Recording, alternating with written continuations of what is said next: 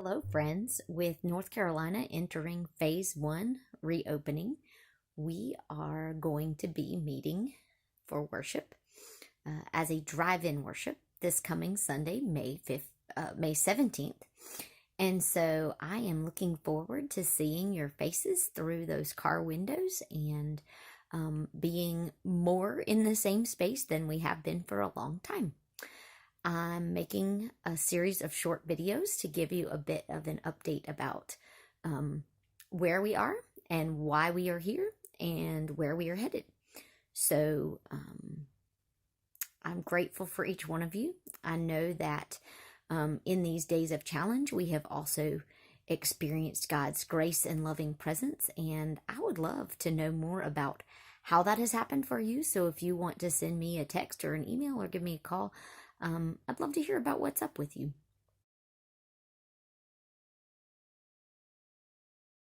There are a few guiding principles that I and your church leadership are working from as we make faithful decisions about what to do when and how we will gather. So first up, I want to do just a tiny bit of biology. Don't worry, you're not back in high school science class, but just a little bit to know about the biology that's guiding our decisions. So pretty much everybody who gets COVID-19 will share it because it takes a while to know that you have it, because not everybody is symptomatic, because not everybody can get tested. Pretty much everybody who gets the disease passes it on to at least two other people. And we do not want to pass this virus around among our congregation gathered. And we also don't want to spread it into the community beyond our congregation. So we absolutely want to gather and experience grace and share grace and spread grace back out into the world stronger than it came to us. We want to do the opposite with germs. We do not want to gather and share and multiply germs.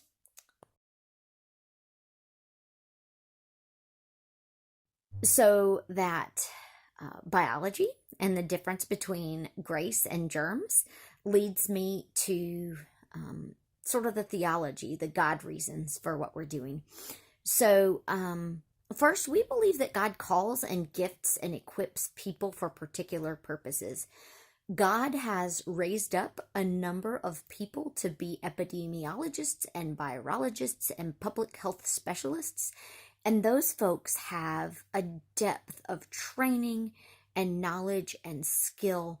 They have been preparing for this sort of situation before I ever even imagined that it would happen. I have specialized training in pastoring, in prayer, in preaching, in understanding and sharing the gospel. Those are good things, but they are not the same as public health skills. So we're leaning hard on the recommendations of our public health leaders because we believe that God has called and gifted them to lead us well with good information on this one. A second God reason that we are using the precautions that we are using at St. Matthew's Church is Jesus. When Jesus said, what you have done to the least of these, you have done to me. And the least of these among us right now are folks who are immune compromised, folks who are elderly, folks who are already sick. And because the biology is that any one of us who gets sick will pass to others, who will pass to others, who may well eventually pass to someone who is frail and can't recover, we are acting with great caution so that what we do to the least of these will be giving up some of our own desires and the wishes that we have to be together sooner for the sake of those who are most vulnerable among us. Our founder of Methodism, John Wesley, picked up on Jesus' words and gave us the 3 general rules that were kind of the blueprint for how Methodist Christians would live as God's people. And the first one of those rules is first, do no harm. So before we try to do good, before we try to engage, we just have to meet the baseline of doing no harm. And the less we spread this virus, the less harm we will do. So, given those principles, for right now, we will continue with email and phone updates. We will still have Sunday reflections available to use on your own or with whoever you are social distancing with.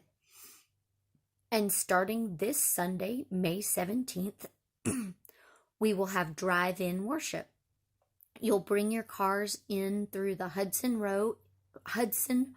Road entrance to the top parking lot and park, leaving one space between each car.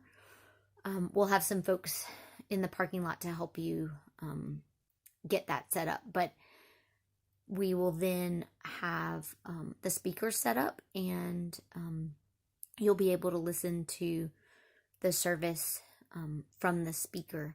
As you leave, there will be a table with a container if you have offerings to share, and we will wave to and speak to each other from vehicles, but we will not be getting out of our vehicles.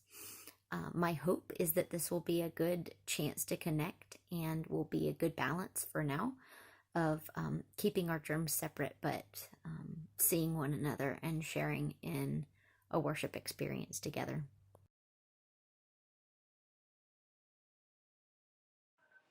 Our next step after drive-in worship will be worship on the lawn. We'll use lawn chairs and blankets to share outdoor space as we worship from the lawn. We're working out the details on timeline and specifics, but that will be our next step. So now that I've said a little bit about where we are now and what's going to happen kind of as a next step, I'd like for all of us to be thinking about what can be new. What are we learning from this experience? What are we learning about ourselves, about our desires, about our needs, about our strengths? What are we learning about our families and our households and how we're supporting them well? What are we learning about what it means to be church and how we act as the body of Christ? And then maybe start thinking and dreaming and praying about what will that bring up that is new within us as we gather again, as our world moves into new possibilities as we get this virus better under control. What might be new and life-giving and maybe connect in ways that we haven't before. So thanks so much for watching the video. I am grateful for each one of you for your commitment to Jesus and to St. Matthew's Church, and it's my hope and my prayer that we will really learn how to continue to be the body of Christ in our world, as we also learn all kinds of new biology and public health that we never knew we needed to deal with.